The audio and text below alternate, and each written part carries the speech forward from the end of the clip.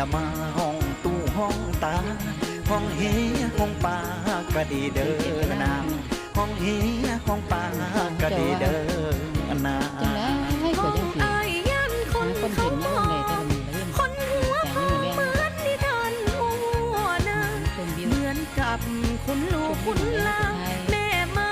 คุณลางแต่อัวมักคุณลูกแม่มาคุณลางแต่อัวมักคุณลูกคำหนึ่งกะเท่าสองคำก็ยังห้องเท่าพ่อแม่ของเจ้า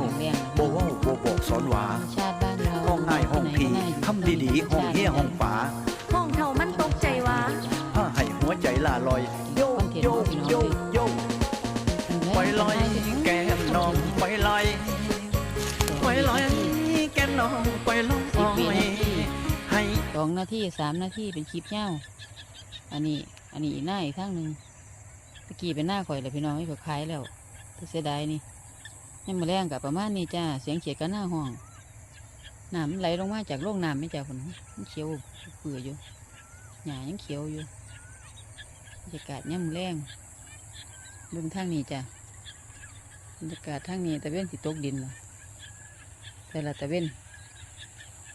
ตะวันจะรับขอบฟ้าก็ว่าเห็นน้องงามจ้าวิวไม่ย่ำมาแรงก็ประมาณนี้ค่ะสวยงามมากเลยนี่แหละจ้าคอนเทนต์เขามีอย่างเขาก็บอกไปพี่น้องต้องอยากอายอยู่ผู้เดียวบอกไปโหลดตัวก็หาคอนเทนต์ย่ำมาแรงวิวสวยงามมากเลยโอ้ยคุณน่ะผู้หินกองพี่น้องเอ้ยโอ้ย